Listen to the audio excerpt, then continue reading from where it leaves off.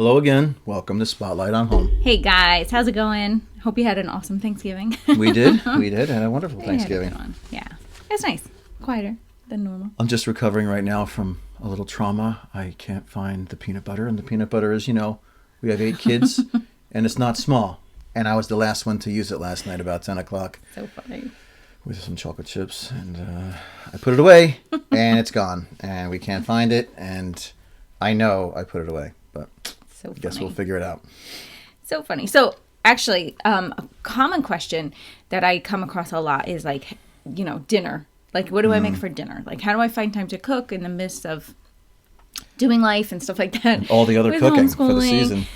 Yeah. Right. And I know this time of year is super busy anyway. So I thought we'd do a quick podcast episode on like healthy, nourishing, easy weeknight meals that don't need to take a lot of your time, that still are nourishing. And especially this time of year where you've got maybe, if your kids are in Christmas concerts or you've got just extra activities because church is kind of extra busy this time of year, or just the hustle and bustle of life. Or, maybe the kids are not feeling well and you've got, you know what I mean? Like, if they're not feeling well, or maybe you're not feeling well, and it's easier to maybe just grab fast food or grab something not as healthy as maybe having something in your freezer. So I wanted to share with you some really easy weeknight meal ideas, but also some of my favorite apps that or websites where you can get some really nourishing meals that are healthy, but that are also really quick to make and not very expensive and budget friendly. Right. So, shall we start? Let's start. Okay. So, actually, my very favorite idea. I was talking to a friend of ours, my friend Becky, and I was like, just do, sometimes like him and I will do a date night, but our date night will be like, we'll get dinner from out and just have it here, and have like our own little date night. And so ahead of time, I'll feed the kids and I'll just give them like scrambled eggs and toast and fresh fruit cut up, and or I'll make waffles and we'll do like breakfast for dinner, right? And that is always a hit with my kids. It's easy, it's quick, it's nourishing. And I was telling my friend Becky this, and she's like, absolutely not. She does not like breakfast food. I had no idea. And she's like, that's never acceptable. Like, I had no idea that these people existed. That this was just completely anathema. I know, and funny. Unacceptable. And I sat there with my mouth wide open. You've got to be kidding. And she was like, boop, boop, boop, no way. And I was like, and it's funny too, because I'm like, I'm pretty proud of myself when I can give breakfast for dinner, because it's like it's a complete protein. They get a whole grain, and then some fruit or veggies or whatever. Cereal. Yeah, we don't really do cereal. I saw a meme once, and it said like, if you don't know what to make for dinner, eventually, if you wait long enough, they'll just pour themselves a bowl of cereal. Right. I was like, follow me for more meal ideas. Right. It was cute. But anyway, so like that's my favorite thing to do, is just if it's like a crazy, crazy day, breakfast for dinner for me is always a hit, especially if it's like Wednesday night and they have church or something like that. And it's like, let's just have some scrambled eggs and toast because we got to get out the door. I never feel like bad about that. No. Never. So I don't know. Just if you're not a breakfast person, I apologize. My tips will get better, but for now, like that's what I got, And breakfast is usually an acceptable meal to allow a kid to try to cook. So again, another opportunity. Yeah. And if you've never done this before, the weirdness of it is going to be super exciting for them. So it's a good moment to have them captivated. Yeah. Scrambled eggs, I think, is one of the first meals our kids learn how to make. Because if you ruin them, it's not a nightmare. Yeah. Plus, we have chickens, so like eggs are not. Right. Yeah, we're not really purchasing them. Like we Right. kind of do have abundance of them, so we'll let them kind of experiment and play with eggs. And sorry, like Becky. That. Yeah, sorry. We're going to advise anyway. So that one is a favorite of mine. So then, a favorite app that I use is called E-Meals, like the letter E. And I'm not an affiliate, but and then meals.com. And that one is pretty cool because that you can get every week it's like a subscription service, so they'll send you, meal ideas, but you get to kind of choose the genre of food that you want. So if you're, there's budget friendly, kid friendly, there's Mediterranean, there's also like I think low carb or keto, there's diabetic friendly, there's what's the one I always do is I think it's whole food or real food or something like that, like where it's not like a lot of canned sauces and everything, it's whole foods, I think it's ingredients. Yeah, which is really, but and then the cool thing about it is, so they give you a menu, and then you could pick the meals you like, and it generates based on what you pick. It generates a grocery list, and then from there you can send it to. They partnered with some big name grocery stores, or what I do is, like, say if I want to shop at Aldi, I can look at the grocery list like either on my phone or on the computer, and then do my food shopping on the other device, and that way I can see the grocery list and at the same time do the shop right from home, or the Aldi from home, or whatever. And still have the grocery list, and the grocery list, of course, is based on the meals that you just selected. So you have all the ingredients, and you could do that once. Right? Yeah, they partner with Walmart. There's a few big names that they do partner with.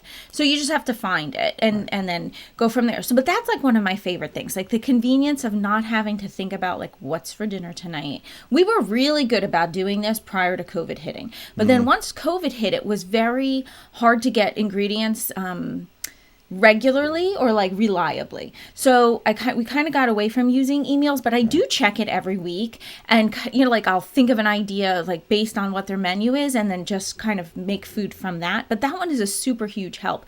Another favorite website I like, it's called the Real Food RDs for registered dietitians, but their food is really tasty, and it's all like nourishing whole foods, real ingredients. But they're actually really tasty. And so the meals are balanced. And again, that they also have a subscription service too, where you can sign up and get the meal ideas and the recipes, and it creates like a balanced menu. And just a word to moms that are like, worried, are my kids getting enough vitamins or nutrients? Rather than worrying about one specific meal and kind of having this power struggle head to head of your kids, like, no, you're going to eat this or else, what we've kind of done is just say, we look at their week instead of just one specific meal. Like, are they getting enough nourishment over the course of a week? And then that allows you to not die on every single hill that like it really does eliminate a lot of the power struggle that comes with mealtime. And we just said, if you're hungry, this is what's for dinner. If you're not hungry, I'm sorry, that's it. This isn't a restaurant. Like, they're not punished for not eating it, or they're not forced to eat something they don't like. Like, we'll respect them and allow them to have that but we don't get in the pool with them when it comes to them not wanting to eat their food. We've gone through this. We've died on a few different hills, and it never really works out in anybody's favor. Yeah, everybody's miserable. They're miserable, you're a monster, or whatever. Right. And really, we do have a couple of, fine, if you don't want this, you can have, I don't know, usually it boils down to a banana or an apple, muffin, or something along those lines. But to fight that fight all the way hasn't paid off for us. No. I despise. The kids get plenty of chicken nuggets and French fries, but I do believe the chicken nuggets and French fries have caused a complete unraveling of what kids are willing to eat, because they're so salty and so rich and gratifying, everything. Right? Also, it has taken away from their use of utensils. Kids, your brother has told us stories of kids that don't even know how to use utensils properly in high school and stuff like that. And so I don't know. It's a full package is the better way to go.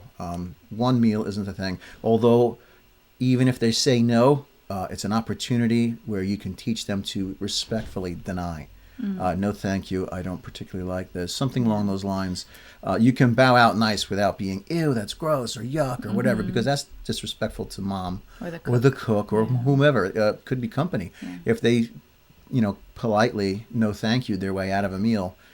Wait, what more could you ask for? As long as they're not going to complain that they're hungry, or you can solve it later. When you go home. But the more involved they are in the meal prep, the more likely they are to cook or to try it. At least try. Right. So there is a subscription box. It's called Radish Kids. Now they just give you. Usually it's like a cooking utensil, and then 3 different recipes, but the recipe cards are very child friendly, very easy to use.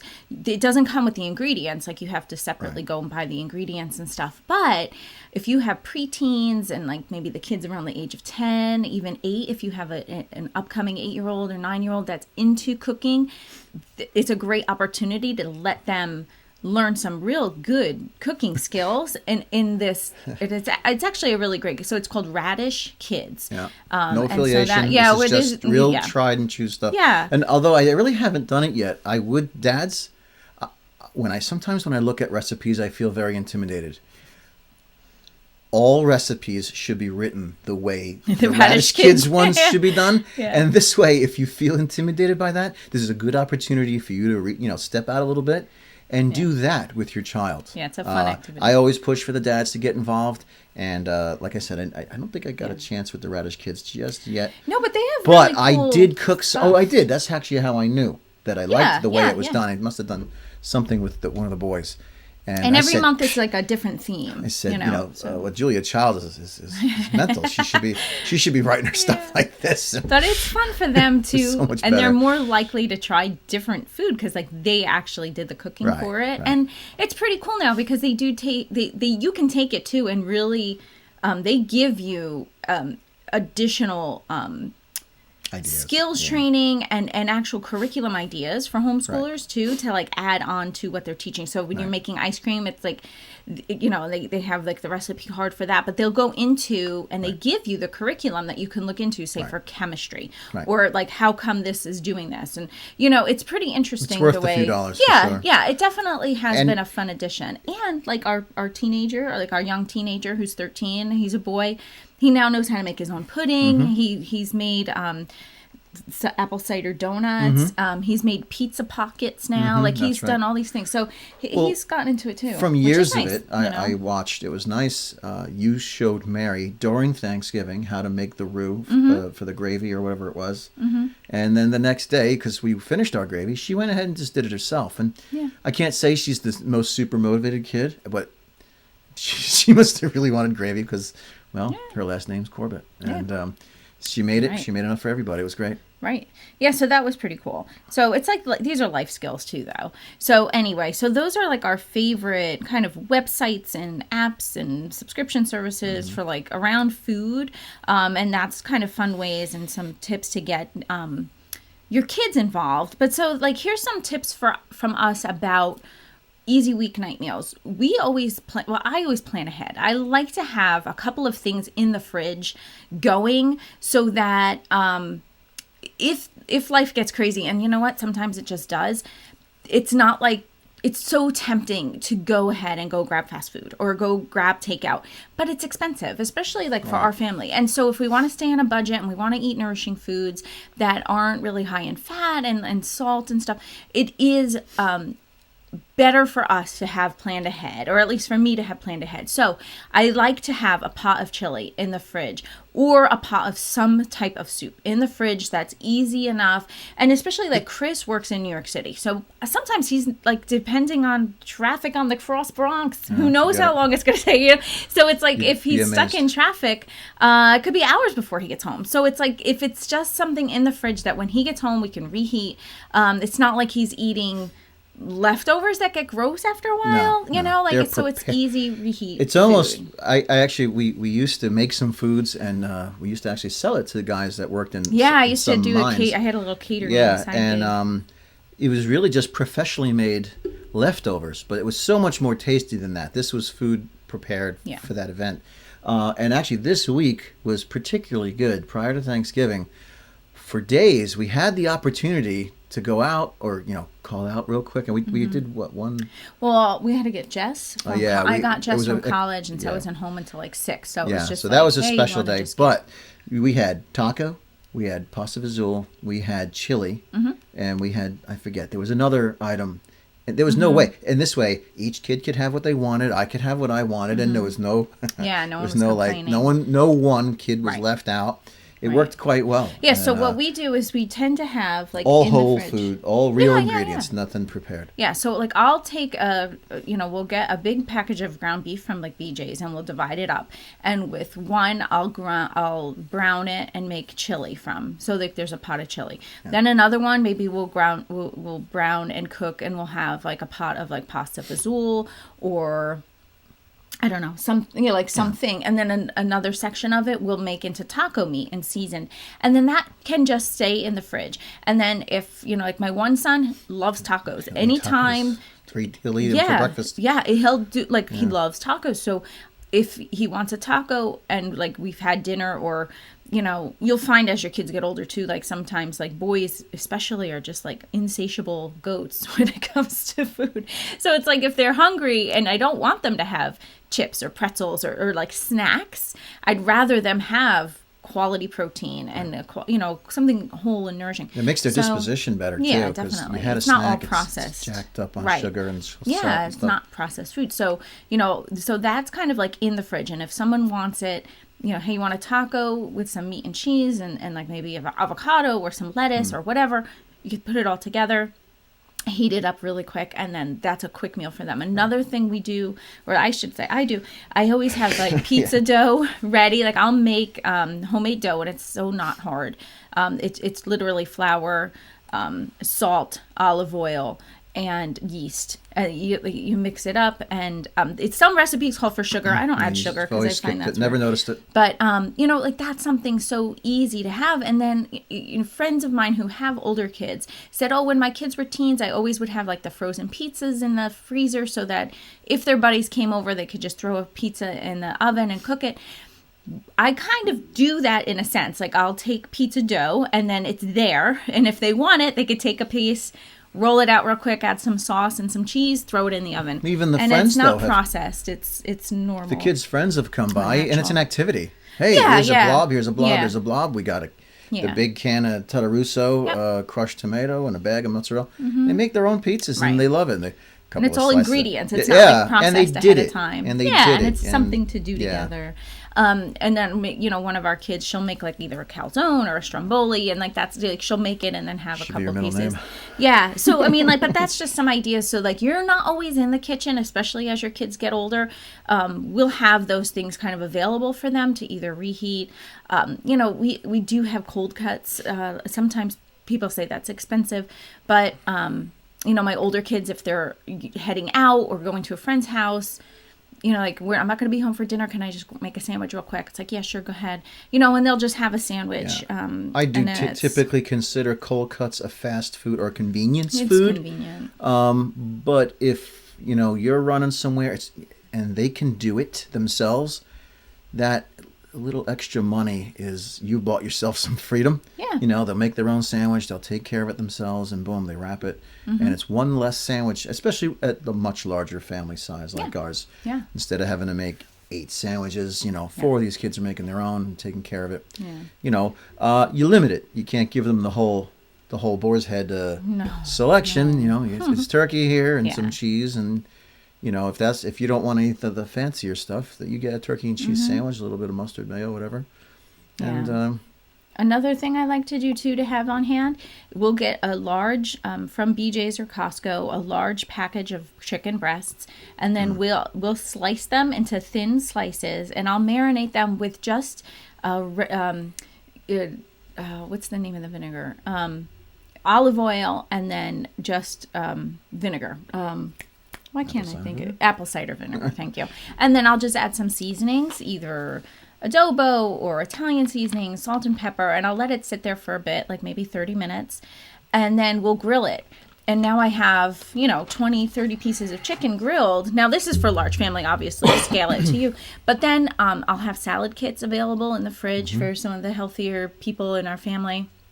And we always have fresh vegetables or fresh fruit. And then, a salad can come together pretty quick. Yep. It's pretty nourishing. You can make it pretty filling. And then you've got that nice protein that's actually pretty tasty. You can make a wrap out of it. You can make your salad with it. Yeah. I mince it up and I put it in my eggs. All that stuff.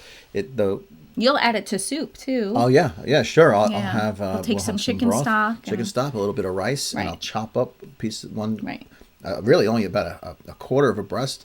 That's a perfectly good because we'll meal. also we'll make a pot of rice, ahead of time too, and like that's in the fridge so people can use it with their chili, or you can add it to soup and some bouillon stock, and then just around throw here some chicken in. Seldom does it go bad, but even if it does, the rice is so cheap. Who cares? Yeah. The chicken can go. You'll eat that. You're not gonna let it go to waste. Yeah. I guess worst case scenario, I guess you could. Can you freeze it? No, I guess you can't freeze it. The chicken? After it's cooked. Well, once you cook it, you can. Yeah. Like you can't freeze it, defrost it, freeze it again. Right. But if you cook it, freeze it, and try again next week. Yeah. Or put it into like chicken. Maybe your family only eats 2 or 3 at a time, so maybe freeze it in that size packages. Then you can just pull it out at the beginning of the week. Right. And it doesn't lose any of its. Right. Hard boiled eggs is another thing I like to make ahead of time, and then have them separate in the fridge, and then that way too. The kids want a snack, go ahead, peel some hard-boiled eggs, have that. Go. Yeah, and then it's nourishing, it's a complete protein, so they're not, it'll keep them full longer. I was going to say, it's a lot of this when it's said in a row sounds like a lot. Oh, no. But if you do a couple of these things, I guarantee you'll have a little more time to yourself because they're so simple. If the kids aren't toddlers, or even if they are, a hard-boiled egg is a nice, simple thing. Well, it's fun for them too. Like a 2-year-old to crack a hard-boiled egg and peel it is actually really good for their fine motor skills. Even too. If they don't eat it, you still got the educational win out of it. It'll be on the floor and you'll clean it up. But that's okay. Sometimes if it's.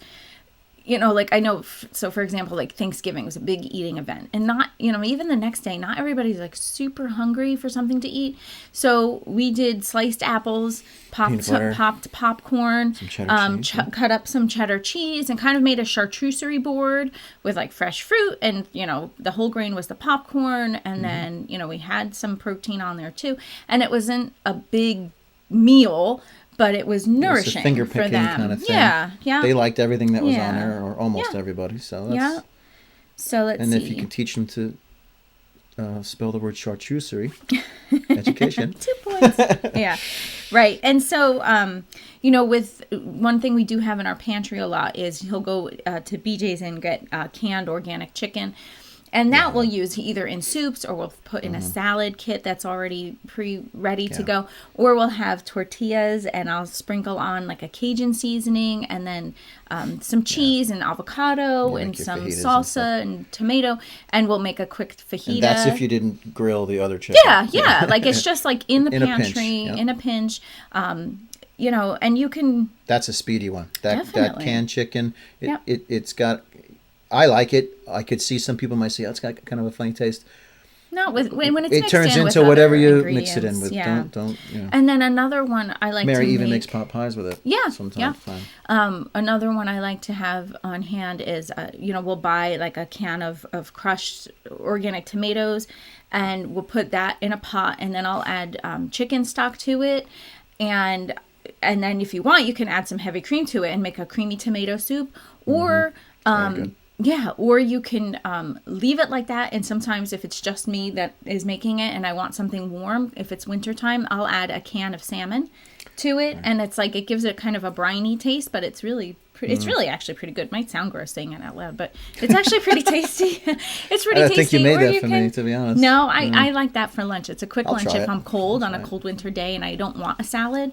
I'll have that for lunch with like a can of salmon. Again, we get the canned salmon from like Costco or BJ's, and it's delicious. But you can add it to a soup, and it makes it of the canned salmon and the lazy Susan. Yeah. That actually is what made me think of it. Oh, is that? I was like, I want to make that because it's like winter, right. Summer's over, and so I'll have salmon with dill, in a salad in the summer. But when it gets colder, I like to put it in a soup, and again, it's nourishing. It's kind of a salmon bisque kind of thing. Is that? Yeah. You can make it pretty tasty. So those are just like my top. I mean, this is obviously when life is busy, and you're looking for a quick, easy weeknight meal, especially during this time of year. I hope that what we just went through would contribute to like maybe easing your mind a little bit. Like, yes, we don't always have to grab fast food. We can maybe have these things on hand and just pull from our fridge in a pinch. I would say this. Remember, I just read an article that the average American, or the Americans expect to gain 8 pounds through the holiday season. That's a tremendous amount of weight to gain, in one little 2-3 month period. It's probably because now more than ever we are, quote unquote, so busy. If you're already home, if you're already homeschooling, you have helpers. I mean, maybe if they're toddler size, maybe not. That's not. But even then, you can, right. But if you have 7, 8, 9, 10-year-olds, every single thing we mention here is, sometimes I laugh. The brand of help that your child is offering is not the brand you're hoping for, but it will be if you train it into them in time. And these things will lighten your load as time goes on. They will become more of an asset instead of, something to manage. So. All right. I hear them screaming down here now. So I think we're out of time. Yeah. But if you want to get on our mailing list so you can be notified as to what, what's coming up for us and what we've got coming out in the next month or two, it's pretty cool. We've been busy behind the scenes. Yeah. Head to Spotlight on Home. You can sign up for the 10 tips to start homeschooling now so that you're on our mailing list, and you'll get some pretty cool tips, I think, that will help you out. And then there's also a waiting list that you can join as well. Yep. But go ahead over there. Down the line, we'll do some of these for you and show you exactly how it's done. Yeah, so, yep. In case you were wondering. Yeah, we'll do some cooking demos and stuff like that. Thanks, everybody. Have a good week. Awesome. Bye, guys. Bye-bye. Enjoy.